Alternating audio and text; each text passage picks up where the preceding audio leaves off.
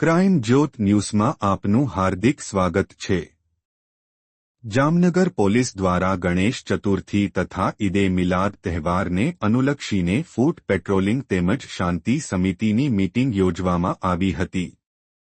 આજરોજ પોલીસ અધિક્ષક ડો.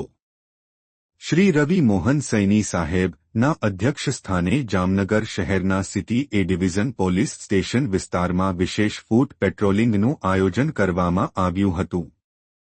આ કામગીરી દરમિયાન નાયબ પોલીસ અધિક્ષક જામ ગ્રામ્ય વિભાગ શ્રી જયવીરસિંહ ઝાલા સાહેબ એલ. ના પોલીસ ઇન્સ્પેક્ટર શ્રી વી. લગારિયા એસ. ના પોલીસ ઇન્સ્પેક્ટર શ્રી બી. ચૌધરી તથા સિટી એ પોલીસ સ્ટેશનના પોલીસ ઇન્સ્પેક્ટર શ્રી એ. ચાવડા સહિત એલ. એસ. પેરોલ સ્ક્વોડ તથા પોલીસ સ્ટાફની ટીમ હાજર રહી હતી। ફૂટ પેટ્રોલિંગ દરમિયાન સંવેદનશીલ વિસ્તારોની મુલાકાત લઈ ગણપતિ પંડાલોની પણ ચકાસણી કરવામાં આવી હતી।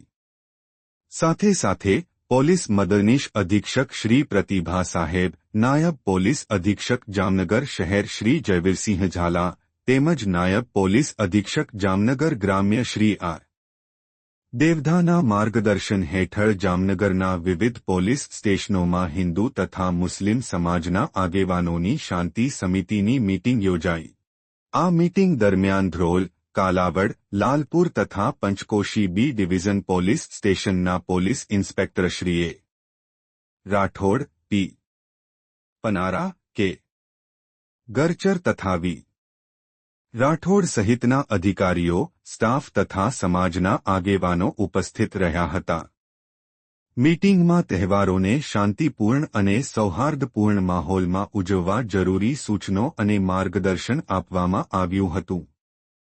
ગણેશ ચતુર્થી તહેવાર તથા ઈદે મિલાદ તહેવાર અનુલક્ષીને જામનગર પોલીસ દ્વારા કરવામાં આવેલ ફૂટ પેટ્રોલિંગ તથા શાંતિ સમિતિની મીટિંગથી સમાજમાં કાયદો અને વ્યવસ્થા જળવાઈ રહે તેવો સંદેશ આપવામાં આવ્યો છે।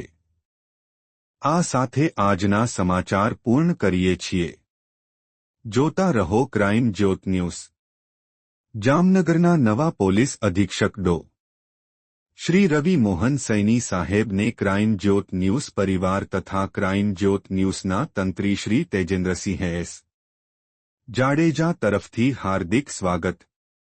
આશા છે કે સાહેબશ્રીના કુશળ નેતૃત્વમાં જામનગર જિલ્લામાં કાયદો અને વ્યવસ્થા વધુ મજબૂત બની રહે અને જનહિતમાં સાર્વજનિક સુરક્ષા કાર્ય વધુ સશક્ત બને। ક્રાઇમ જ્યોત ન્યૂઝ પરિવાર તથા તંત્રી શ્રી તેજેન્દ્રસિંહ એસ. જાડેજા તરફથી તમામ હિન્દુ અને મુસ્લિમ ભાઈ બહેનોને શ્રી ગણેશ ચતુર્થી તથા ઈદે મિલાદની હાર્દિક શુભકામનાઓ। આ પાવન તહેવારો સૌના જીવનમાં આનંદ, એકતા અને શાંતિનો સંદેશ લાવે અને સમાજમાં સૌહાર્દપૂર્ણ વાતાવરણ સર્જે તેવી શુભેચ્છાઓ।